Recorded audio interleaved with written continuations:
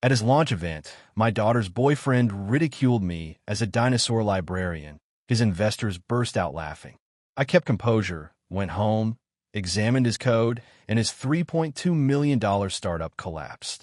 I walked out of that gleaming, glass-walled conference room knowing exactly how I was going to dismantle everything Marcus Webb had ever built. But what absolutely terrified me, what truly kept me up at night, was whether my own daughter would ever forgive me for it. But I'm getting ahead of myself. My name is David Harper. I'm 62 years old, and for the last 37 years, I've been a research librarian at the Austin Public Library. Yeah, you heard that right, a librarian. Before that, a master's degree, and even before that, I was the kind of kid who had a card catalog system for his comic books. I know. People hear librarian, and they picture someone shushing teenagers, stamping due dates on paperbacks. And honestly, I stopped correcting those assumptions sometime around 1995. It just wasn't worth the breath. The truth is, modern research librarianship is so much more. It's about database architecture, digital archives, complex information systems. For decades, I've been helping researchers, grad students, and even tech entrepreneurs navigate vast information networks, trace citation trails, and verify sources. I taught myself Python, SQL, enough JavaScript to be dangerous. I archive open source projects. I probably understand GitHub better than most people half my age. But none of that mattered that night. None of it registered when I was standing next to my daughter's boyfriend at his company's product launch party. He introduced me to his investors like this. "Oh, that's Sarah's dad, the librarian. Still thinks card catalogs are cutting-edge technology." The laughter that followed? That wasn't even the worst part. The worst part was watching my daughter, Sarah, my brilliant 28-year-old daughter who works in digital marketing, force a smile and change the subject. Instead of defending me, her own father. It was a punch to the gut, I tell you. Let me rewind about 6 months. Sarah met Marcus Webb at a tech networking event back in January. She was there for her marketing firm. He was pitching his startup, something called Velocity Analytics. By February, they were dating. By March, she'd moved into his downtown loft. By April, I was meeting him for the first time at a family dinner. Marcus was everything I wasn't. 32 years old, a Stanford MBA, drove a Tesla, wore expensive sneakers that, I swear, cost more than my monthly mortgage. He had that particular brand of confidence that only comes from never being told no. From growing up in Palo Alto with venture capitalist parents, going to the right schools, making the right connections. So, David, he'd said at that first dinner, carving into his steak with a precision that felt almost aggressive. "Sarah tells me you work at the library. That's nice. Do you enjoy it?" The way he said library, it made it sound so quaint. Like I told him I made buggy whips for a living. "I do," I'd replied calmly. 37 years and counting. "Wow. Same place the whole time." He exchanged a glance with Sarah, a subtle roll of his eyes. "That's really stable. I don't think I could stay anywhere that long. I get restless, always looking for the next challenge, the next disruption." Sarah squeezed his hand, beaming. "Marcus just raised his Series A," she announced, proud as punch. $3.2 million. "Congratulations," I said, and I meant it. I'm not one to resent success. "What exactly does Velocity Analytics do?" His eyes lit up. They always did when he talked about his company. For the next 20 minutes, he explained how his platform used machine learning to analyze customer behavior, predicting purchasing decisions. It would revolutionize e-commerce, he said. Change everything. I listened, nodded, asked questions. And some of what he described, it sounded familiar. Like I'd read about similar approaches in the tech journals we subscribed to, but I couldn't quite place it. When dinner ended, Marcus shook my hand. "Good to meet you, David. You should come by the office sometime. See what real innovation looks like." Sarah didn't say anything on the car ride home, and I didn't ask. Over the next few months, I saw less and less of her. Always at their convenience, always briefly. Marcus was busy. Sarah was busy. "They're building something, Dad," she'd say. "I need you to understand that." And I did understand. I'd raised her by myself after her mother passed when Sarah was 12. I understood about building things, about sacrifice, about working towards something bigger than yourself. What I didn't understand was why my daughter was slowly disappearing. She used to call me every Sunday. Then it was every other Sunday. Then just text messages with apologetic emojis. When we did talk, Marcus was always there in the background, or she was distracted, or she had to go because they had dinner plans with investors. "You don't like him, do you?" she asked me once in late July, when I'd expressed concern that I hadn't seen her in 3 weeks. "I didn't say that," I replied, trying to keep my voice even. "You don't have to say it, Dad. I can tell. You just don't understand him. I just miss you, sweetheart. That's all." "Marcus says you're threatened by successful people," she shot back. "He says it's a generational thing." I let that one go, picking that fight wouldn't bring her back. Then came the invitation. Velocity Analytics product launch celebration. Read the sleek black card that arrived in my mailbox in mid-September. Join us for an evening of innovation as we unveil the future of e-commerce analytics. Sarah called the day after I received it. "You're coming, right?" she asked, a plea in her voice. "It's really important to Marcus that you're there. He wants to show you what he's built." Something in her voice, that fragile hope, made me say yes, even though I knew, deep down, it was a mistake. The launch event was held at one of those modern spaces downtown. Exposed brick, Edison bulbs, craft cocktails with names like the Disruptor and Pivot Point. I wore the only suit I owned, the one I bought, for Sarah's college graduation. I felt immediately out of place among the skinny jeans and designer blazers. Sarah found me near the entrance. She looked beautiful in a black dress I'd never seen before, her hair styled in a way that made her look older, more polished, less like my Sarah. "Dad, you made it." She kissed my cheek, but her attention was already elsewhere, scanning the room. "Marcus is doing the presentation in 20 minutes. There are some investors I need to talk to first, but afterward, we'll catch up. Okay?" She disappeared into the crowd before I could respond. I found a spot near the back, nursing a beer, watching the tech crowd network. They all seemed to know each other, throwing around terms like growth hacking, user acquisition, burn rate. I felt like an anthropologist studying a foreign culture. Then Marcus took the stage. He was good at this, I'll give him that. He commanded the room with easy charisma, making jokes that landed, building anticipation. His presentation was slick, professionally designed, full of graphs and projections and testimonials. "Velocity Analytics," he announced, his voice booming, "represents a fundamental breakthrough in predictive consumer modeling. Our proprietary algorithm analyzes 17,000 unique data points per user, creating behavioral fingerprints that can predict purchasing decisions with 93% accuracy." The room applauded wildly. I watched Sarah near the front, beaming with pride. Marcus continued, clicking through slides, showing dashboards, features, integrations. Something about it nagged at me, a feeling I couldn't quite name. Like déjà vu, but more specific, more unsettling. "We built this from the ground up," Marcus declared, his voice rising with conviction. "Every line of code written by our core team, every algorithm optimized for performance. This isn't standing on the shoulders of giants. This is innovation from first principles." That's when I placed it. 6 months ago, maybe 7, a graduate student working on her dissertation had asked me to help her track down documentation for an open-source project called Open Commerce Insights. It was a machine learning framework for e-commerce analytics, built collaboratively by developers across 3 continents. Beautiful code, elegant architecture, released under the GPL license, which meant anyone could use it, modify it, build on it, as long as they released their modifications under the same open license and gave proper attribution.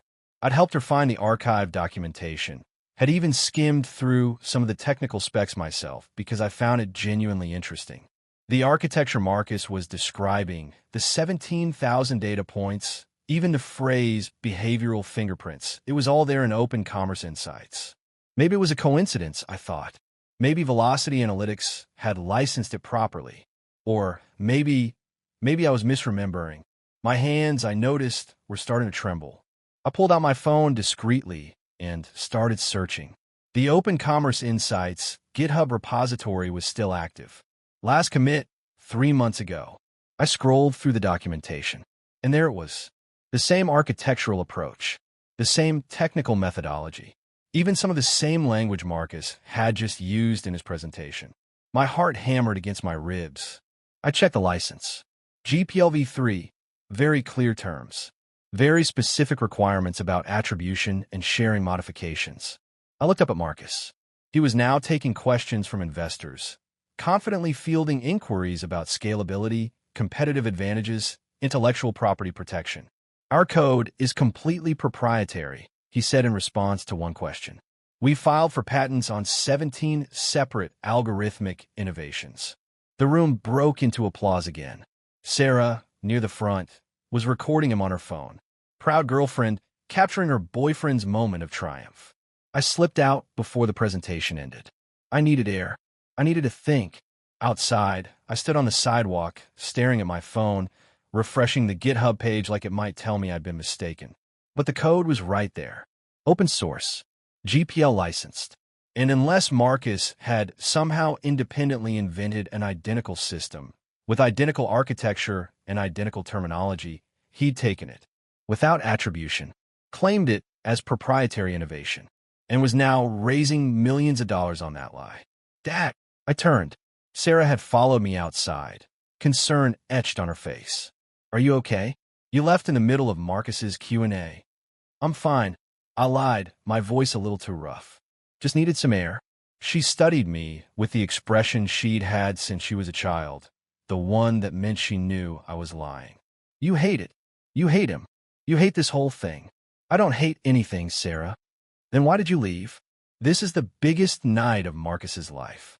And you couldn't even stay for the whole presentation. I wanted to tell her.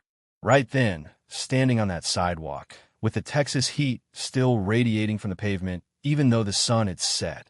I wanted to explain what I'd found, but I could see in her eyes that she wouldn't believe me. She'd think I was making excuses, finding reasons to dislike him, trying to sabotage her happiness. I'm sorry, I said instead. You're right. I should go back inside. No, she crossed her arms, a coldness in her tone that pierced me. Marcus was right about you. You can't handle that someone from my generation is actually succeeding. You spent 37 years in the same building, stamping books and alphabetizing shelves, and you can't stand that Marcus built something real in less time than you've been at the same desk.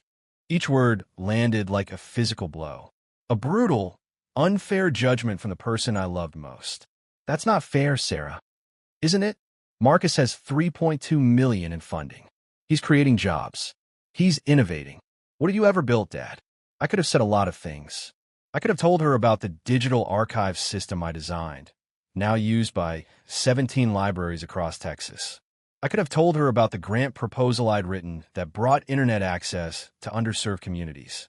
I could have told her about the countless students, researchers, and entrepreneurs I'd helped over 3 decades. Instead, my voice quiet, I said, you should get back inside. Marcus will be wondering where you are. She looked at me for a long moment, and I saw something in her face that hurt more than her words. Disappointment. Yeah, she said finally, her voice flat. I should. She turned and walked back into the noisy event. I went to my car, but I didn't go home. I drove to the library. I had keys, obviously. The building was empty this time of night. Just the security lights, the familiar smell of paper and possibility. I went to my office, powered up my computer, and started digging. Research is what I do. It's what I've always done. And when you know where to look, when you understand how information is connected, referenced, and built upon itself, you could trace almost anything back to its source. I started with the Open Commerce Insights repository. I cloned it locally, began examining the code structure.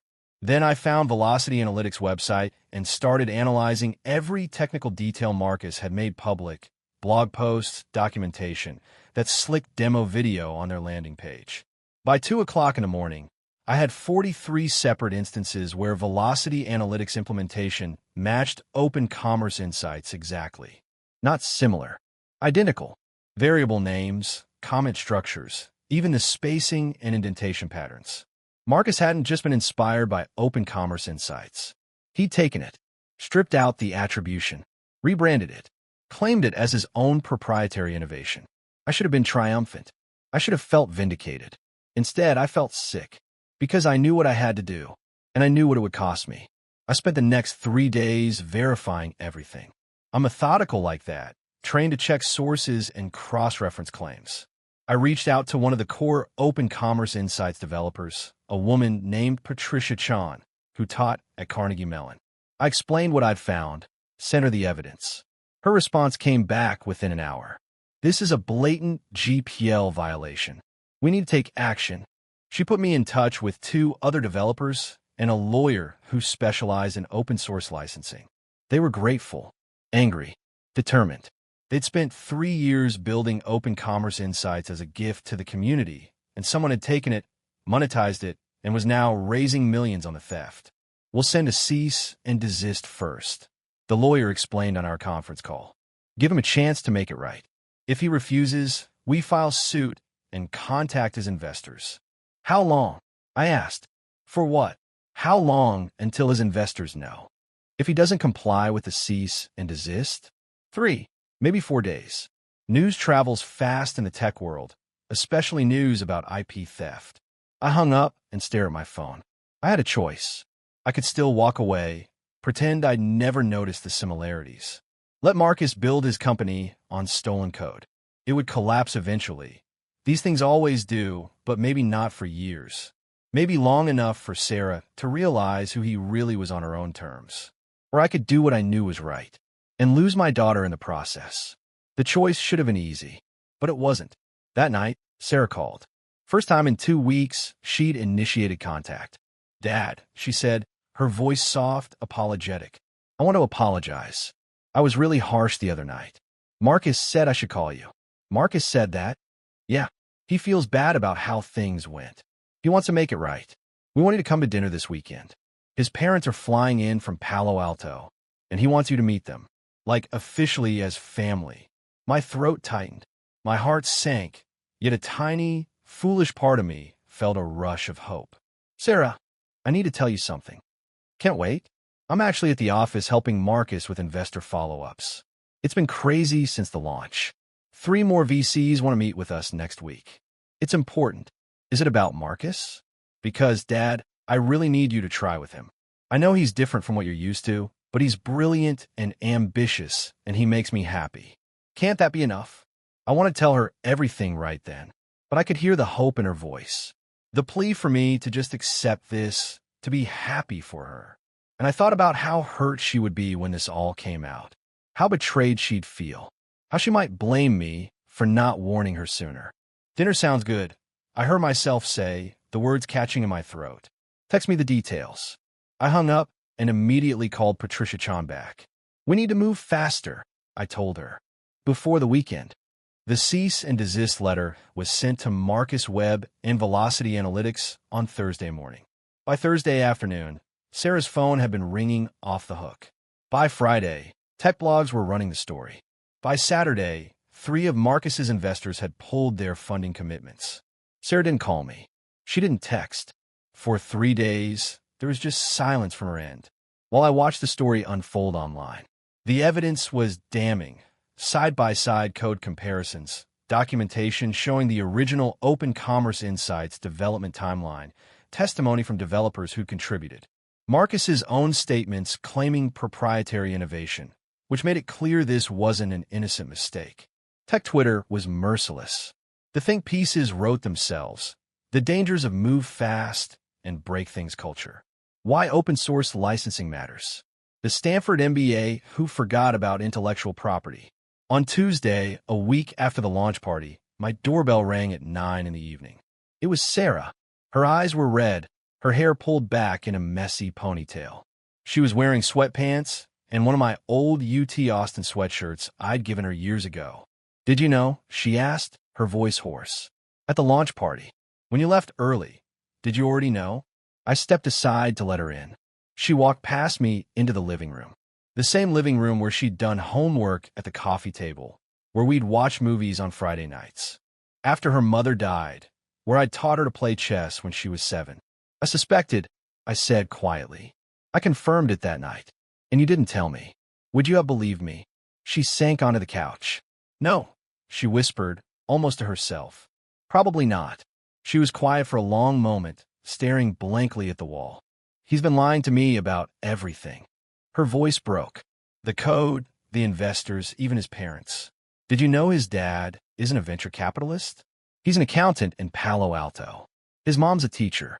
Marcus made up this whole background because he thought it sounded better.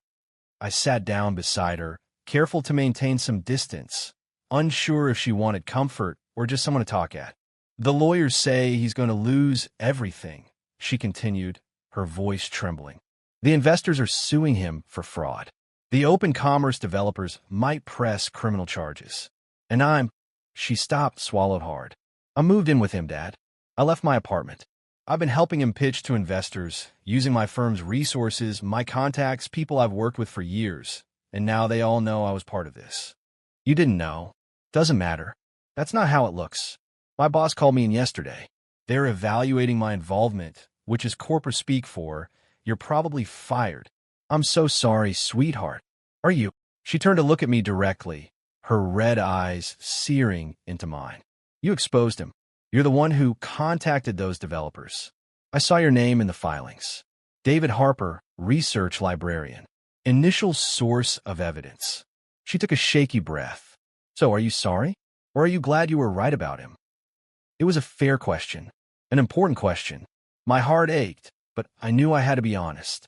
I'm not glad, I said carefully, choosing each word. I'm not glad you're hurting. I'm not glad your career is affected. I'm not glad Marcus turned out to be someone who would lie to you. But I'm not sorry I did what I did. It was the right thing to do. The right thing. She laughed, but there was no humor in it, just raw pain. He stole some code. That's what this is all about. Some code that was free anyway, that anyone could use. Not like that. I countered, my own voice firming. Not claiming it as original work. Not raising millions of dollars by lying to investors. That's fraud, Sarah. But you didn't have to be the one to report it. You could have let someone else figure it out. No one else was going to figure it out. Sarah, I'm probably one of maybe 12 people in Austin who would have recognized what Marcus did. This is what I do. I trace information. I verify sources. I understand how intellectual property works in the digital age. I saw something wrong, and I had the knowledge to prove it. So what? You're a hero now? You saved the tech world from the bad man. No, I said, my voice softening. I'm just someone who couldn't ignore what I knew. She stood up abruptly, pacing. You don't understand what you've done. Everyone I know, everyone in my professional circle, they all know. They know my boyfriend built a company on stolen code, and they know my dad is the one who brought it down. Do you know what that makes me look like? Either I'm complicit or I'm stupid. Those are the only two options. There's a third option, I said quietly. That you're someone who was lied to by someone you trusted. That's not stupidity. That's not complicity. That's just being human. She stopped pacing, her back to me. Her shoulders were shaking. I love him, Dad. Or I thought I did. I don't even know anymore. Was any of it real? Did he ever actually care about me? Or was I just useful? Good connections, good network, good cover. I stood and went to her, gently putting my hand on her shoulder. This time, she didn't pull away. I don't know, I admitted honestly. I like to think some of it was real, but people who lie about one thing usually lie about many things. She turned and buried her face in my shoulder, and for the first time since she was a teenager, my daughter cried in my arms. We stood like that for a long time, the familiar weight of her against me, the quiet sobs tearing at my heart. Eventually, she pulled back, wiping her eyes with the sleeve of the sweatshirt. I need to ask you something, she said, her voice muffled but clear. And I need you to be honest. Always. She met my gaze. Did you do this because it was the right thing to do? Or did you do this because you wanted Marcus gone? I thought about that carefully. It was the hardest question she'd ever asked me. Both, I said finally. I wanted him gone because I saw how he talked down to you, how he made you feel like you had to apologize for me, for my career, for the choices I've made. I didn't like who you were becoming around him, but I wouldn't have acted on that alone. I acted because what he did was genuinely wrong. Those developers spent years building something for the community, and he stole it. The investors gave him millions based on a lie. That's fraud. That matters. She nodded slowly, processing my words. I quit my job before they could fire me, she said, looking tired but resolute. I'm moving back home for a while. if that's okay. Her voice was small.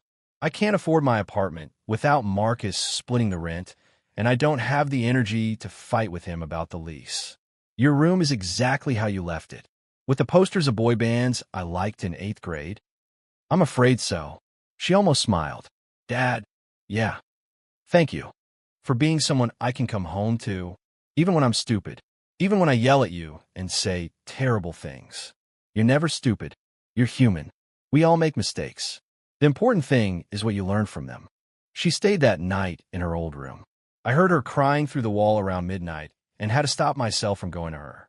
She needed to process this on her own. The next morning, I made breakfast. Scrambled eggs and toast. The same breakfast I'd made her every Saturday when she was growing up. She came downstairs looking exhausted, but calmer. What happens now? She asked, picking at her eggs. To Marcus, I mean. Legally, hard to say. He'll probably settle with the open commerce developers to avoid criminal prosecution. The investors might get some of their money back, but probably not much. His company is finished. And me? You rebuild. You find a new job. You move forward. You're 28, Sarah. You have time to recover from this. Do you ever regret it? She asked suddenly, looking up at me. Staying at the library all those years. Never chasing something bigger? I considered that. No, I said with certainty. I built something that mattered. Maybe it wasn't flashy. Maybe it didn't come with venture capital funding or TechCrunch articles, but I helped thousands of people over the years. I preserved knowledge. I connected people to information they needed. That's not small. That's not insignificant. Marcus said you were washed up. I know he was wrong. I know that too. She was quiet for a moment. I need to learn how to value the right things. I got so caught up in his world, in the excitement of it all, that I forgot what actually matters. That's not an easy lesson, I acknowledged. Some people never learn it. Did Mom know about the library stuff? She asked, a softness in her voice. The database work? All the technical things you do? She knew. She was proud of it. She used to joke that I was the most interesting person no one had ever heard of. Sarah smiled. The first genuine smile I'd seen from her in months. I like that. The most interesting person no one had ever heard of. Is not a bad way to live. Over the following weeks, I watched Sarah put herself back together. She landed a new job at a smaller marketing firm, one that valued integrity over flash. She started calling me again on Sundays. She came over for dinner on Wednesdays. Marcus disappeared from social media. I heard through the tech community grapevine that he'd moved back to California, was working for his father's accounting firm. The lawsuits were settled quietly. The open commerce developers got a public apology and a licensing agreement that ensured proper attribution. The investors got a painful but important lesson about due diligence. 3 months after everything fell apart, Sarah and I were having dinner at my house when she said, I want to learn what you do. The research stuff, the database work. Will you teach me? Why? I asked, trying to hide my surprise. Because I realized something, she explained, her voice thoughtful. What Marcus did was only possible because most people don't understand how digital information works. They don't know how to verify sources, trace code, origins, check licenses. If more people had your skills, people like Marcus couldn't get away with what he did. So I taught her. We spent Saturday mornings at the library, and I showed her how to navigate GitHub repositories, understand licensing terms, trace information lineage. She was a quick learner, saw connections I hadn't thought of, asked smart questions. You know what's funny? She said one Saturday, scrolling through an open source project's commit history. Marcus was right that you taught me something. Just not what he thought. What's that? That real strength isn't about being the loudest or the flashiest or the most confident.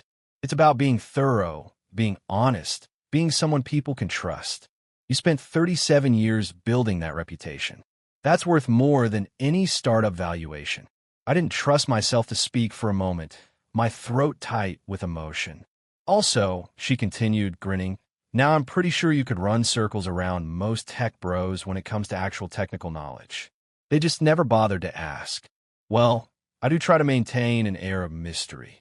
She laughed, and it sounded like home. 6 months later, Sarah landed a job at a digital rights organization, working on open source advocacy and licensing compliance. She uses the research skills I taught her every day. She's happy. More importantly, she's herself again. We had coffee last week, and she told me about a case she was working on, another startup that had violated GPL terms. I thought about you, she said, about how you could have just let Marcus get away with it, how you risked our relationship to do the right thing. I don't know if I told you this, Dad, but that takes courage. You have it, I told her. You proved that by walking away, by rebuilding, by choosing work that matters over work that pays. I learned from the best. As I sit here now, in my office at the library, surrounded by 37 years of accumulated knowledge and connections, I think about what Marcus said at that dinner all those months ago. About being restless, about always looking for the next challenge, the next disruption. He was right that I stayed in one place, but he was wrong about what that meant. I didn't stay because I lacked ambition. I stayed because I was building something that mattered. Every database I organized, every researcher I helped, every student I taught to verify sources and trace information, that was all part of something larger than myself. A foundation, a legacy. Marcus built his company in 18 months, and it collapsed in 2 weeks. I built my career over nearly 4 decades, and it's still standing, still helping people, still making a difference. And my daughter, the most important thing I ever built, she's standing too. That's what Marcus will never understand. Real strength isn't measured in how fast you rise. It's measured in what remains when the lights go out and everyone stops watching. My name is David Harper. I'm a research librarian, and I wouldn't trade what I do for all the venture capital in Silicon Valley, because the strength of what you build depends on the integrity of your materials. And I've always used the best. So, tell me, if you were in my shoes, faced with that impossible choice between protecting your child and upholding what you know is right, what would you have done? I truly want to hear your thoughts.